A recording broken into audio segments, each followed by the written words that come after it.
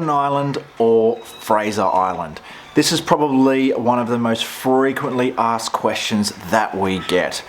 Today Jake and I are here and we're going to be breaking down everything about Moreton Island and Fraser Island for you guys. We're going to give you the answer to that classic and very commonly asked question. Which one is better, Moreton or Fraser Island? So we have done both over the last 2 years and I have to say both are absolutely amazing, but which one was better? It's a very, very hard choice and it's going to really come down to a few things. We're going to run through all of our experiences right now with you guys on Moreton and Fraser Island and we're going to let you make that decision. Alright, let's jump into this. So we've got Jake here as well. So Jake's been on both of the trips that we have done. So for those of you who don't know, we have completed both a trip to Moreton Island, in which we did earlier this year. That was 5 nights and 6 days, and then last year we completed 10 days on Fraser Island. Both respectively really awesome trips, but both really different, weren't they? They were really unique in both aspects. So we're going to talk about the details of both, sort of the things that everyone would like to know about both of these islands, some of the things that we get asked heaps by heaps of different individuals. We're going to cover all of them, give you the raw information and then our opinion on them. So let's jump into it. So in terms of resources, I would say Fraser and Moreton Island, they have similar resources, similar shops. There's one kind of at the top of Moreton Island, and there is the resort on Moreton, but you can't get into the resort if you haven't booked. If you're going on a first trip, I'd probably say Moreton would be a bit easier because it's a bit smaller. If something does go wrong, once you get towed off the island, you're in Brisbane pretty much. On Fraser, if you get even though it's a shorter ferry ride, when you get towed off, you're still in the middle of nowhere. And something important to note there when it comes to towing actually is on Fraser Island, the towing is really, really expensive on Fraser. Not sure about Moreton Island. I think both parties, the towing is really quite expensive because they have to send the tow truck over from the mainland on Fraser Island, Rainbow Beach towing. Costs a fortune. It's like $1,500 just for the call out fee.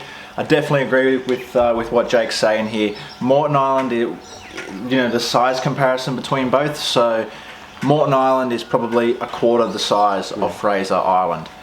Resources available, really both the same. They both have stores. Fraser Island has more stores on it, but that's just because it's 4 or 5 times the size.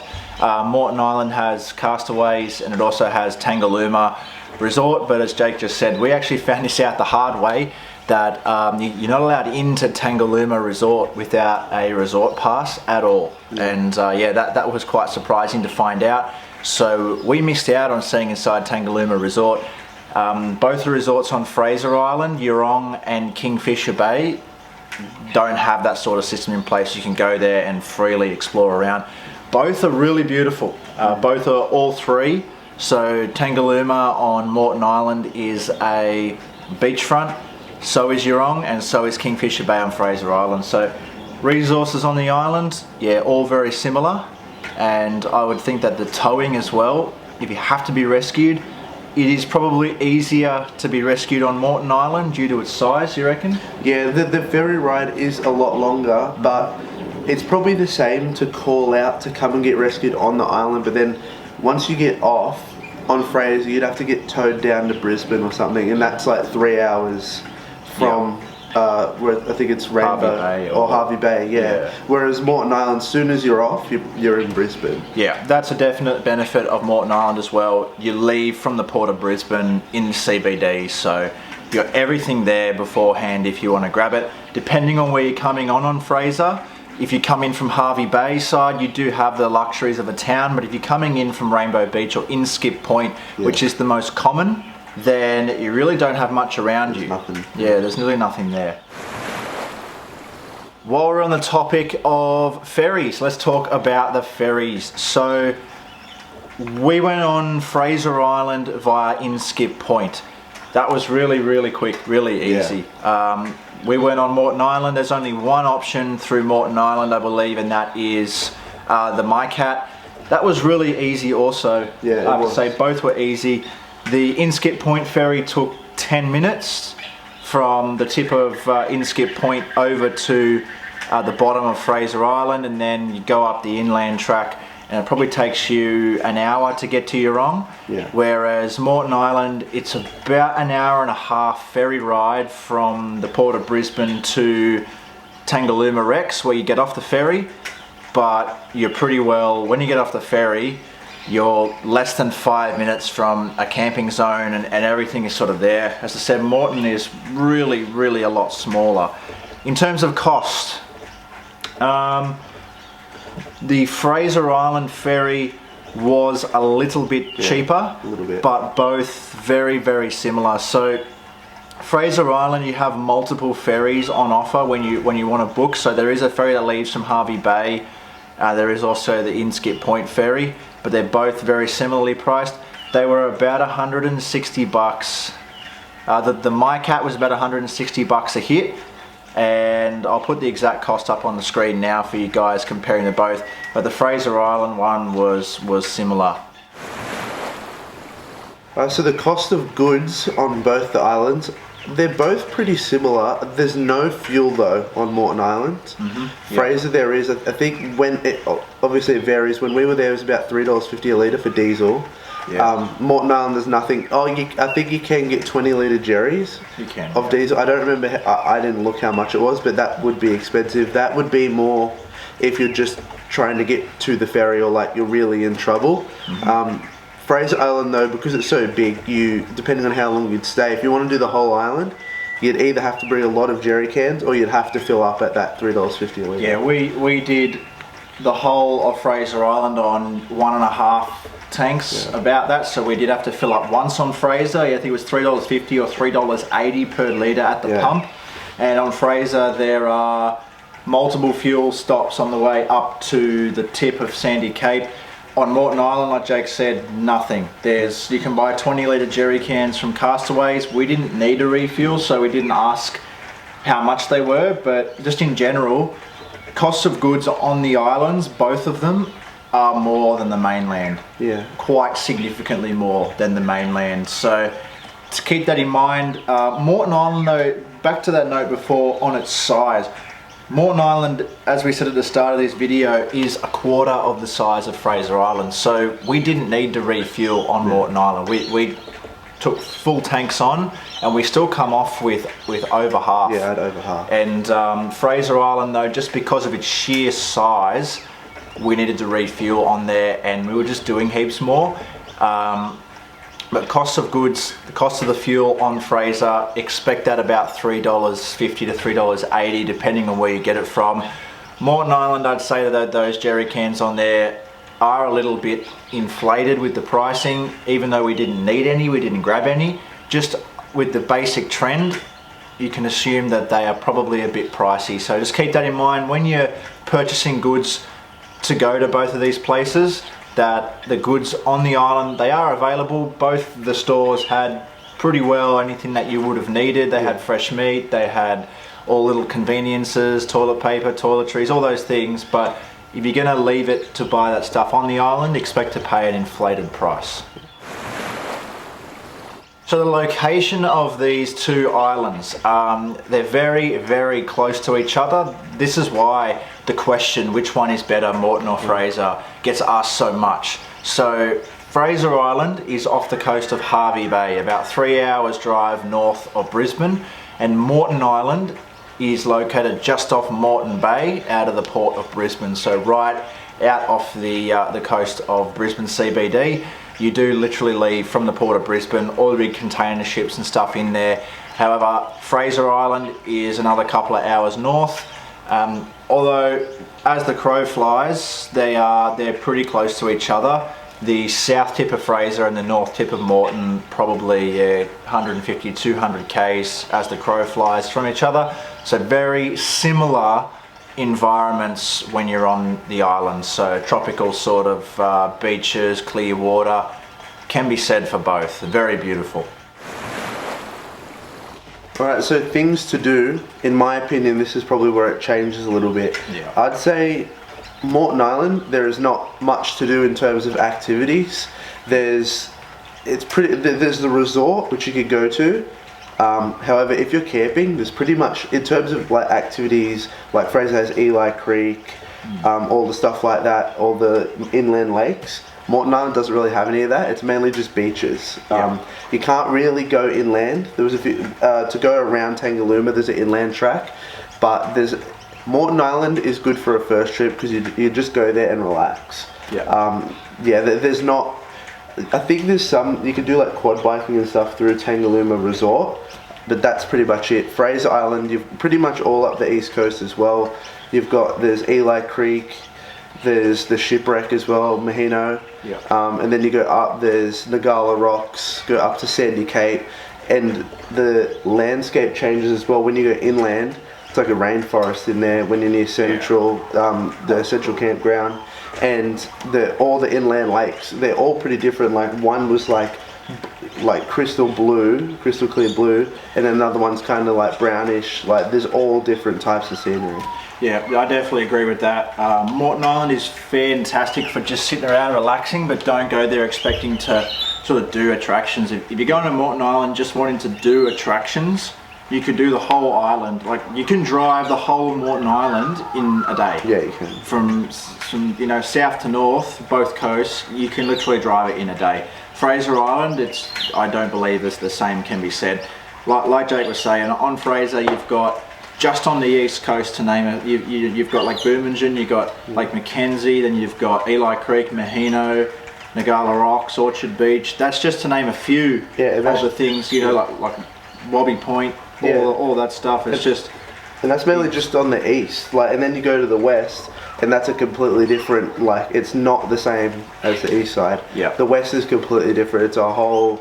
It's like it was just like going into a new world. You go, the east is one thing, the middle is one thing, and then the west is completely different again. Yeah, and that's back to the size. Like Fraser is massive compared to Moreton Island. So if you're just after a sort of like a first, like you've just gotten a 4-wheel drive, you're looking to do a bit of beach camping and you want to go somewhere and just experience it, then Moreton will be great for that because everything's close by. You can get your practice with your sand driving, some fantastic and beautiful camp spots, which we'll talk about next. And it's not too big, whereas on Fraser, like we were on there for 10 days, we could have spent double that on Fraser easily and still not run out of things to do. Some of the spots on there were just beautiful. Some of the things we could have spent way more time doing the things that we did on there. So we're really happy with our trip, but looking back on it, we definitely could have spent way more time on Fraser than what we did. So that moves us on to our next topic, and that is time required for both of these islands. So I think Moreton Island, we actually had planned more time on Moreton Island than we did. We cut our Moreton Island trip a day short. The original plan was, I think, a week on Moreton Island. We got 5 days?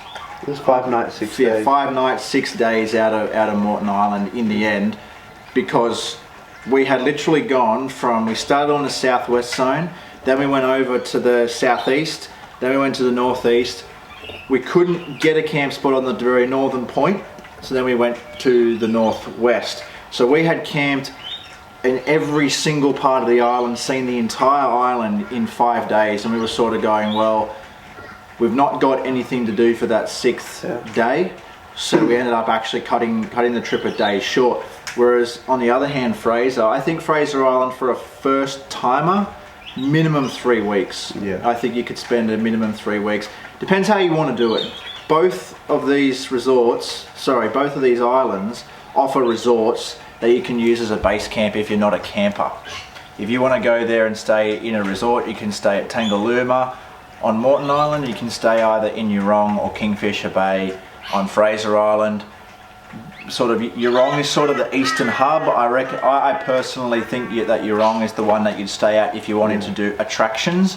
Kingfisher Bay is the one that you'd stay at on Fraser if you just wanted to sit there and relax, maybe go to 1 or 2 attractions, just because of the distance it is away from everything. But in terms of overall time, like we were naming off some of the attractions before that you can do. on Fraser on just the eastern side of the island. I said if you're camping, especially 3 weeks, I'd say if you're moving up the island, you need something like that. I don't know if you want to add anything there, but I think that the less than a week for Moreton, maximum a week, and minimum 3 weeks for Fraser. Yeah, I agree. Alright, for Campspot Variety, kind of similar to what I was saying before, Moreton Island, because it's so small, it's only really around the beaches. It sounds dumb because it sounds like kind of taking it for granted, but it does kind of all look the same. There's not much variety as in landscape variety.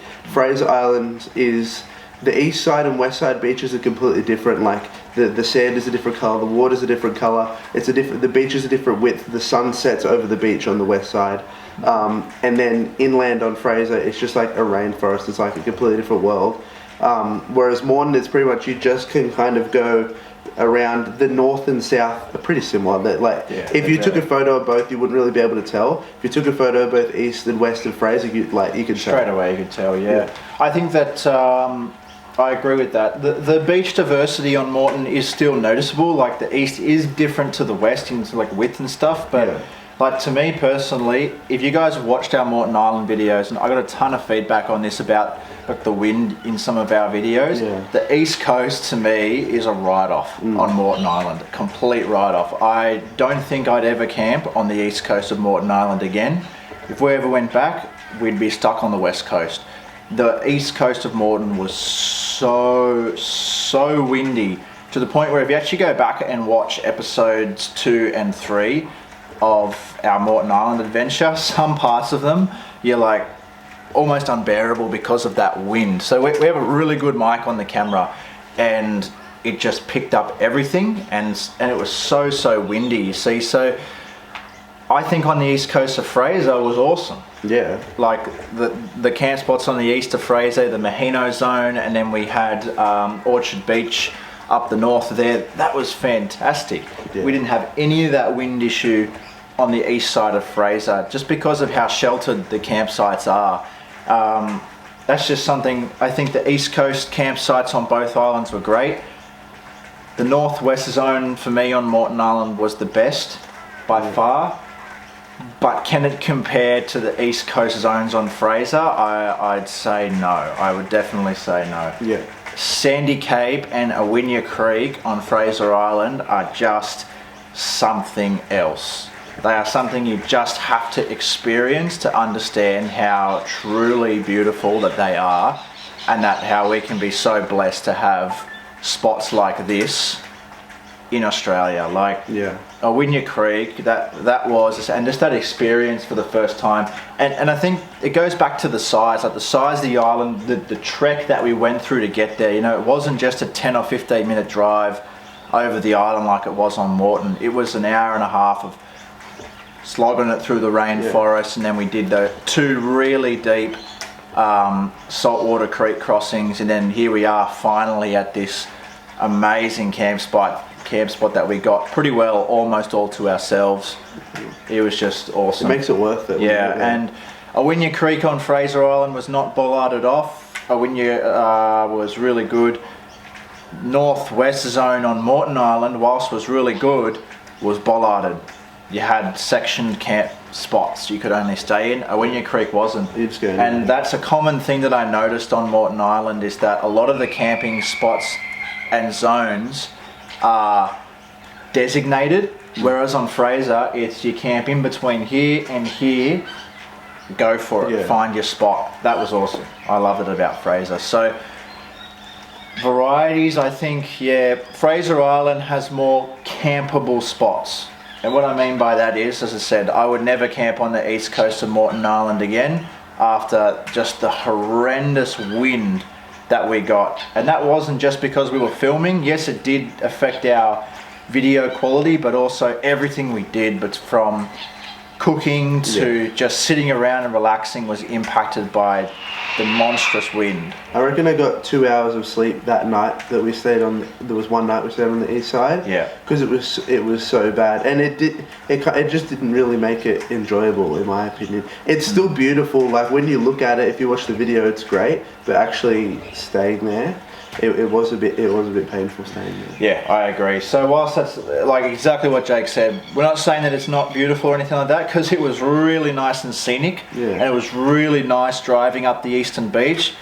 But I wouldn't camp there again, not after our experiences there. But on Fraser, I would camp in any spot along the eastern beach again. Absolutely beautiful. And because if there is wind on Fraser, because you can kind of pick anywhere within the 2 points, you can go and hide behind a mountain, or you can go hide behind a hill. Whereas on Moreton, you have to go in these specific picked spots. So you can't really hide from it. So that's a little bit there on campability and the variety of camp zones. Now we're going to move on to our experiences with the islands in general, and just sort of we've given you guys a lot of feedback already, sort of little hints as to what we experienced on the island. So we've given you guys a lot of the raw facts about the island, like how much the goods cost and what to expect. Now we'll go on to our actual experiences there, and you guys can basically decide from there which one is better. So really, to answer the question, which one is better, it really depends on what metric. What are we basing that answer off? Because one is not better than the other. Like, one could be better for me for certain reasons, and one could be better for Jake for certain reasons. So for us, we're a group of, minimum 3, I think. So Moreton Island, we did 3 cars, and Fraser Island was 5 cars. Both islands would have been very easily accommodated to both. However, I think that we would have struggled a little bit on Moreton Island with 5 cars because of that designated camping areas. So our experience starting both trips, I think both trips were pretty smooth starts. Moreton Island, we just got on the MyCat, seamless process. And in-skip is not that bad. It wasn't. That's hyped up a lot that you get bogged. If you just make sure, I think it's because a lot of people don't know to let their tyres down, and they just go and get bogged. If you just let your tyres down to a good pressure and just keep a constant speed, it's fine. Yeah, like in-skip was a breeze for us, all 5 cars, even Dad, who was on literally like stock cheese cutters for most of Fraser Island. If you guys have watched the videos, you'll see some footage of him on stock tyres, like road tyres, literally no lift. This is before the range got lifted, not long after we bought it, and it did most of Fraser Island stock. So I think overall, I enjoyed both trips. I really did. Both were unique in their own ways. Moreton Island, we relaxed a whole lot more.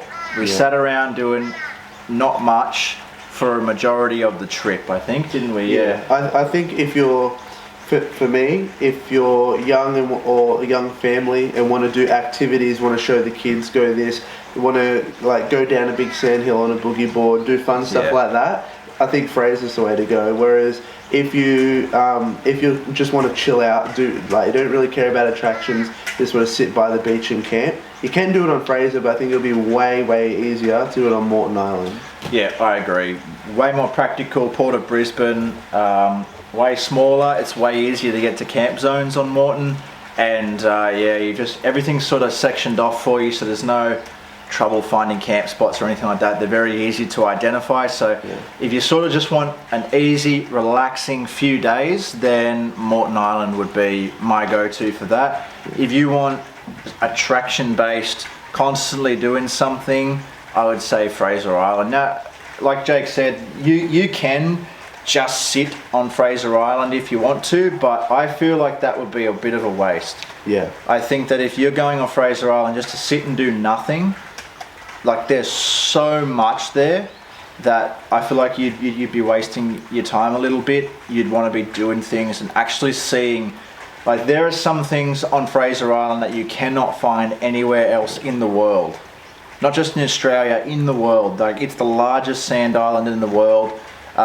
It's one of the oldest rainforests in the world, and it's just so unique. Like, the fact that a rainforest can even grow on a place like Fraser Island, like going and reading and learning about all that stuff at Central Station is just fascinating. So if you're in for that sort of trip where Fraser Island sort of has this aura about it, it's a really special place, it's an experience, and you don't really understand that until you go there. Moreton Island does have that, but it's nothing like Fraser. I don't know if you can speak on that or agree to that or not, but Yeah. it's just special when you're experiencing it because of how unique the place is. Yeah. If anyone's been like, or near Sydney has been to, or even any other like kind of like Stockton Beach or Redhead Beach, that's kind of like Moreton Island. It's pretty much like that, but on an island. It's just not.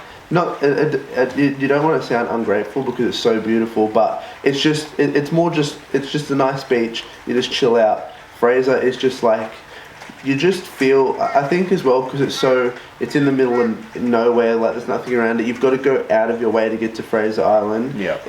I think the journey of getting there and the adventure of it makes it so much better and rewarding once you've done it. Whereas, because again, if you're a first timer and want to just learn and try, then 100% do Moreton Island because it's so easy. But then once you've got a hang of it, you want to do something bigger. I think, in my opinion, Fraser is the next step. It's kind of, Fraser is more the big brother of Moreton Island. Yeah, absolutely. So I think it comes down to size, just the adventure of getting there. Phone reception as well is a big one. We had phone reception every day, all the time on Moreton Island. Yeah. We hardly had any service on Fraser at all. Yeah. And that can really make or break someone's adventure. I know there's heaps of guys out there that love being remote and away and not connected at all.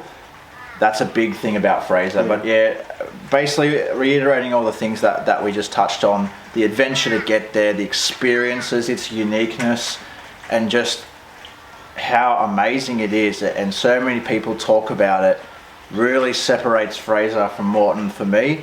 To me, if I was asked which one would I go back to right now, it's a no-brainer. Fraser Island for sure. If I was to compare both trips onto which one I enjoyed more, it would be the same answer. I think we personally got a fantastic experience on our last trip on Fraser. We had no bad spots, no bad days, nothing. Everything went perfectly on our last trip to Fraser. I think that made the experience a whole lot better too. Someone else planned the trips, our good friend Steve, Mud Ducks Touring Australia, planned our Fraser Island trip for us, so we had none of that stress at all. Yeah. That definitely added to it, but I think just the experience of the island is so much different. Yeah. Well guys, that is going to bring us to the end of our Moreton versus Fraser Island little sit down session here. So we hope that we answered all of your questions to do with the island, but if we did not, please drop them down in the comment section below. Use the comments as a thread to ask any more questions that we didn't get to answer. If you want any more clarification on the things that we said, please drop them down below, and this is where you're going to find all the answers, guys. That's the purpose behind this video. We want to inspire you guys to get out there and explore both of these places. Both Moreton and Fraser are amazing in their own respective ways. If you have something more that you want to know so that you can plan your trip, drop it down in the comments section below, or send us a message on Instagram and we'll get back to you on that platform. But check down the comments as well and see if someone else has asked the question that you want to know the answer to. See if you can find the answer there, because we will be getting back to every single comment and giving you guys the answers that you're after so that you can plan your next adventure. Thank you very much for watching, guys, from both Jake and I here at Next Level Adventures, and we will see you in the next adventure.